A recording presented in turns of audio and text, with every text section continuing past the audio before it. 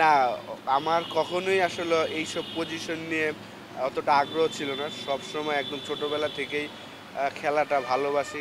এখনো খেলি, ইংল্যান্ডে যাই, এখন কোচিং করাই।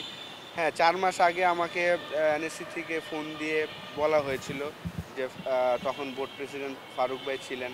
ফারুক ভাইয়ের পছন্দের একজন ছিলাম আমি।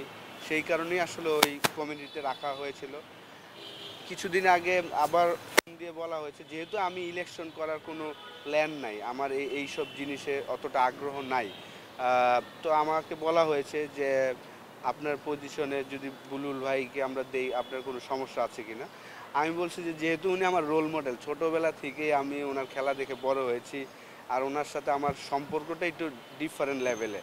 তো আমার জায়গায় যদি উনি ইলেকশন করেন, যেহেতু ওনার আবার ইলেকশন করার ইচ্ছা হয়েছে, এই বোর্ড প্রেসিডেন্ট লাস্ট 3 মাস ধরে 4 মাস ধরে কাজ করছেন বোর্ডে, সামনে যে ইলেকশনটা করবেন, তো আমার পজিশন থেকে করবেন। আমি শুনে বলছি খুব তাড়াতাড়ি দেন, আমার কোনো সমস্যা নেই। কারণ ওনাকে আর কি ছোটোবেলা থেকে সেই 97-98 থেকে যখন আমি বল বয় ছিলাম ওনাদের খেলা দেখেই বড় হয়েছি, এবং ওনার সাথে আমার আমার লেভেল 3টাও ওনার থ্রুতেই হয়েছে। তো যেহেতু এনএসসি থেকে বলা হয়েছে যে বুলুল ভাইকে আপনার পজিশনে দিয়ে উনি ইলেকশন করবেন, আমি খুব খুশি মনে দিয়েছি। অনেকে হয়তো বা ভাবে যে এটা কেন হয়েছে, আমার কাছে যেহেতু আমার এই বিষয়ে কোনো আগ্রহই নাই, তো আমি এটা নিয়ে কোনো আপসেট তো দূরের কথা, আমি খুবই খুশি। লাস্ট একটা প্রশ্ন করবো যে বুলু ভাইকে আপনি রোল মডেল মানেন এবং গত কয়েক মাস ধরে তিনি যেভাবে কাজ করছেন বিসিবিতে, আপনার কি মনে হয় যে নির্বাচনে যদি আবারও বুলু ভাই সভাপতি হয়ে আসেন বিসিবিতে, সেটা আসলে কেমন হবে? আমি মনে করি যারা ক্রিকেট খেলা বুঝে এবং যারা ক্রিকেটের সাথে আছেন, লাস্ট 3-4 মাস যেভাবে বুলুল ভাই কাজ করছেন, এই জিনিসটাই হওয়া উচিত আর কি। আমাদের 25 বছর ধরে আমরা যে টেস্ট স্ট্যাটাস পেয়েছি, আমাদের কোনো স্ট্রাকচারই কিন্তু তৈরি হয়নি।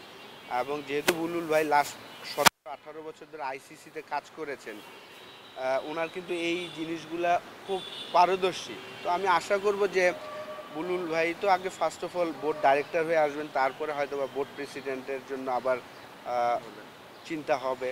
তো আমি বিশ্বাস করি যদি উনি বোর্ড প্রেসিডেন্ট হয়ে আবার আসেন, উনি যেই কাজগুলা, ওনার যেই প্ল্যান, যে 300 যে 300 একটা ট্রিপল সেঞ্চুরি। ট্রিপল সেঞ্চুরির যে প্রোগ্রাম ওনার আছেন, কারণ ওনার সাথে আমার রেগুলারই কথা হয় এবং উনি চায়, এবং আমাদেরও যে এক্সপিরিয়েন্স আমরা যেটা ফিল করি, ওই জিনিসগুলো উনি বাস্তবায়ন করতে পারবেন যদি আবার উনি নেক্সট বোর্ড প্রেসিডেন্ট হয়ে আসেন। তো আমরা যারা ক্রিকেটার আছি এবং যারা ক্রিকেটের সাথে কাজ করেন, সবাই হয়তোবা বুলুল ভাইয়ের লাস্ট 3-4 মাসের কাজে আমরা খুবই হ্যাপি। তো দেখা যাক, যদিও আমাদেরই কলিগ তামিম ইকবালও সেখানে পার্টিসিপেট করছেন, তো তার জন্য শুভকামনা রইল।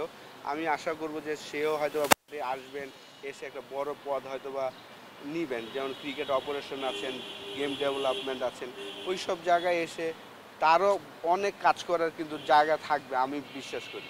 আপনি তো তামিমের প্রসঙ্গটা আনলেন, কিন্তু বলতে এখন বাধ্য হচ্ছি যে তামিম নিজেই বলেছে যে বুলু ভাই এই কয়েক মাসে এমন কোনো কাজ করেননি যেটাতে তাকে আবারও সভাপতি করতে হবে, মানে আপনি না, কি এটা বলবেন? এটা তো তার ব্যক্তিগত মতামত, যেহেতু সে প্রার্থী, সেই কারণে আরেক প্রার্থীকে তো সে বলতেই পারে না যে সে কী ভালো করেছেন বা খারাপ করেছেন।